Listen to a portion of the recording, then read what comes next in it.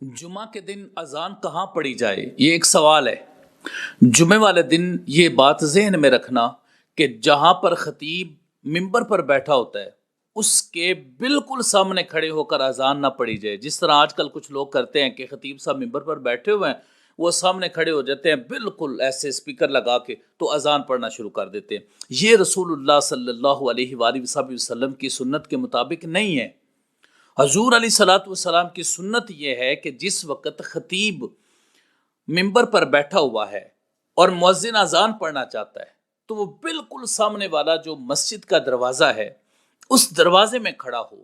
اور اس دروازے میں کھڑا ہو کر اذان کہے۔ یہ رسول اللہ صلی اللہ علیہ وسلم کی سنت ہے۔ اور یہ بات ذہن میں رکھیں، جب پیارے آقا علیہ الصلوۃ والسلام کا عہد مبارک تھا تو تب ایک اذان ہوتی تھی، اور حضرت عثمان غنی رضی اللہ تعالیٰ عنہ کے عہد مبارک میں دوسری اذان بھی جمعۃ المبارک کی شروع ہوگی۔ اب حضور علیہ الصلوۃ والسلام کے دور میں جو اذان ہوتی تھی اس کا طریقہ کار کیا تھا، اس حوالے سے حضرت صائب بن یزید رضی اللہ تعالیٰ عنہ سے مروی ہے، فرماتے ہیں کان یؤذن بین یدی رسول اللہ صلی اللہ علیہ وآلہ وسلم اذا جلس علی المنبر یوم الجمعۃ علی باب المسجد وابی بکر وعمر۔ حضرت صائب بن یزید رضی اللہ تعالیٰ عنہ فرماتے ہیں کہ رسول اللہ صلی اللہ علیہ وسلم کے عہد مبارک میں جو اذان پڑھی جاتی تھی، وہ اذان آقا علیہ الصلوۃ والسلام تشریف فرما ہوتے تھے اپنے ممبر پر، تو سامنے جو دروازہ ہوتا تھا اس دروازے میں وہ اذان کہی جاتی تھی۔ اور یہی طریقہ حضرت ابو بکر صدیق رضی اللہ تعالیٰ عنہ کے عہد مبارک میں رہا ہے، اور یہی طریقہ حضرت عمر بن خطاب رضی اللہ تعالیٰ عنہ کے عہد مبارک میں رہا ہے۔ یعنی انہوں نے بتایا ہے پہلے، اس کا یہ مطلب نہیں ہے کہ اس کے بعد وہ طریقہ چینج ہو گیا تھا۔ اس میں بتانا مقصود یہ ہے کہ رسول اللہ صلی اللہ علیہ وسلم اور حضرت ابو بکر صدیق رضی اللہ تعالیٰ عنہ، حضرت عمر فاروق رضی اللہ تعالیٰ عنہ کے دور میں بھی ایسا ہی ہوتا رہا ہے کہ خطیب جو ہے وہ ممبر پر بیٹھا ہوا ہے اور سامنے جو مسجد کا دروازہ ہے اس میں مؤذن کھڑے ہو کر اذان پڑھ رہا ہے۔ یہاں پر لوگوں کو بتایا جاتا ہے لیکن وہ پھر بھی عمل ان کی عادت نہیں بنتی۔ یہ جو حدیث میں نے پڑھی ہے حضرت صائب بن یزید رضی اللہ تعالیٰ عنہ سے جو حدیث مروی ہے، اس حدیث کے حوالے سے میں آپ کو یہ بتانا چاہتا ہوں کہ یہ امام ابو داؤد نے اس کو سنن میں روایت کیا ہے، اور یہ حدیث صحیح ہے۔ اب یہ جو میں نے کہا ہے یہ حدیث صحیح ہے، اس پر میں ایک شبہ ہے تھوڑا سا، وہ میں واضح کرنا چاہتا ہوں۔ اس حدیث کے بارے میں جو امام ابو داؤد نے جس کو روایت کیا ہے، علامہ ناصر الدین البانی نے کہا ہے کہ یہ حدیث منکر ہے۔ میں نے جب یہ دیکھا تو میں بڑا حیران ہوا۔ میں نے کہا کہ علامہ ناصر الدین البانی صاحب نے کیسا حکم لگا دیا ہے، اور حکم لگا کے نیچے کیا فرماتے ہیں؟ فرماتے ہیں کہ اس میں راوی ہیں محمد بن اسحاق اور وہ مدلس ہیں، اس وجہ سے یہ حدیث منکر ہے۔ اور دوسرا کہتے ہیں کہ اس میں اضافہ ہے علی باب المسجد کا، اس لیے حدیث منکر۔ میں حیران ہوا دیکھ کر کہ محمد بن اسحاق کو مدلس کہہ کر اس حدیث کی حیثیت کو وہ ختم کر رہے ہیں، اور اس حدیث کو جو ہے وہ مدلس کہہ کر وہ ضعیف قرار دے رہے ہیں۔ اس پر مجھے تھوڑی سی حیرانگی ہوئی۔ کیوں؟ اس لیے کہ جس وقت شیخ ناصر الدین البانی صاحب کی دوسری روایات کو میں نے دیکھا، ابو داؤد میں، ترمذی میں، نسائی میں، تو وہاں پر بھی یہی راوی ہیں،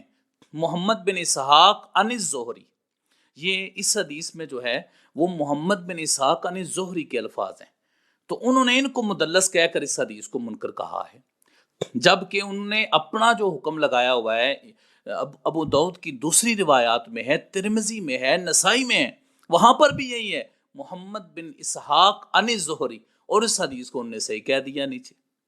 حیرانگی تو ہوتی ہے کہ ایک جگہ پر ایک بندہ اس حدیث کو محمد بن اسحاق کو مدلس کہہ کر پھر اس کے نیچے وہ حکم لگا رہا ہے کہ یہ حدیث جو ہے وہ منکر ہے، اور باقی ساری جو بھی اس نے حکم لگائے ہوئے ہوں وہ باقی جتنی بھی حدیث کی کتابیں ہیں اس میں اس حدیث کو صحیح کہہ رہے ہیں۔ اسی طرح امام حاکم نے بھی اس جو روایت کی یہ جو میں نے سند پڑھی ہے اس سند کو ذکر کر کے وہ کہتے ہیں محمد بن سلمہ ام محمد ابن اسحاق عن الزہری،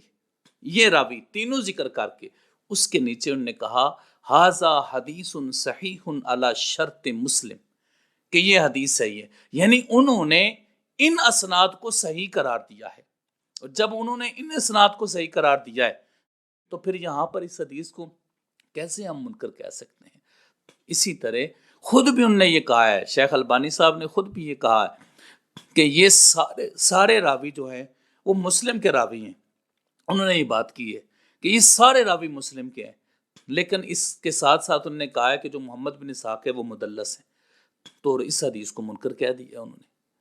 جبکہ میں یہ کہتا ہوں کہ یہ حدیث صحیح ہے، یہ حدیث منکر نہیں ہے۔ اور دوسرا یہ تو محدثین کرام کے ہاں قاعدہ بھی ہے کہ امام ابو داؤد جن روایات پر خاموش ہو جائیں، اور خود بھی ان کا یہ حکم ہے، میرے اس پر امام ابو داؤد رحمۃ اللہ تعالیٰ علیہ پورا بیان موجود ہے، وہاں پر آپ سنیں کہ امام ابو داؤد جس پر خاموش رہیں وہ حدیث یا صحیح ہوتی ہے یا حسن ہوتی ہے، اور جس کو وہ بیان کر دیں پھر وہ آگے حدیث ضعیف ہوتی ہے۔ تو یہاں پر بھی وہ امام ابو داؤد نے کوئی حکم نہیں لگایا، تو پھر کیسے ہم کہہ سکتے ہیں کہ یہ حدیث منکر ہے؟ تو یہ حدیث جو میں نے ابھی آپ کے سامنے رکھی ہے وہ یہ ہے کہ رسول اللہ صلی اللہ علیہ وسلم کے سامنے والے دروازے میں مؤذن کھڑے ہوئے اور انہوں نے اذان کہی، اور یہ نماز جمعہ کا دن تھا، نماز جمعہ تھی، اور حضور علیہ الصلوۃ والسلام ممبر پر تشریف فرما تھے، لہٰذا جو بھی مؤذن ہوتا ہے اس کو خطیب کے بالکل سامنے نہیں کھڑا ہونا چاہیے، جو اس کے پاس بالکل، بلکہ اس کے سامنے مسجد کے دروازے میں کھڑا ہونا چاہیے۔ اب رسول اللہ صلی اللہ علیہ وسلم کا جو عہد مبارک ہے اس میں مسجد نبوی کے 3 دروازے تھے، مشرقی، مغربی اور شمالی دروازہ۔ ایک دروازہ رسول اللہ صلی اللہ علیہ وسلم کے بالکل سامنے تھا، کوئی یہ نہ کہے کہ مسجد نبوی میں حضور کے ممبر کے سامنے کوئی دروازہ تھا کہ نہیں تھا، تو وہ میں آپ کو بتا رہا ہوں، وہ سامنے بالکل ایک دروازہ تھا۔ اور اسی روایت حضرت انس بن مالک رضی اللہ تعالیٰ سے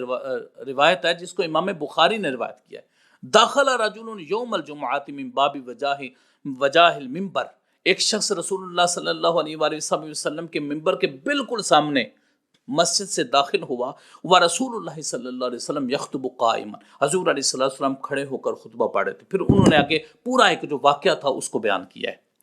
تو اس سے یہ معلوم ہوتا ہے کہ اس وقت بالکل سامنے ایک دروازہ تھا۔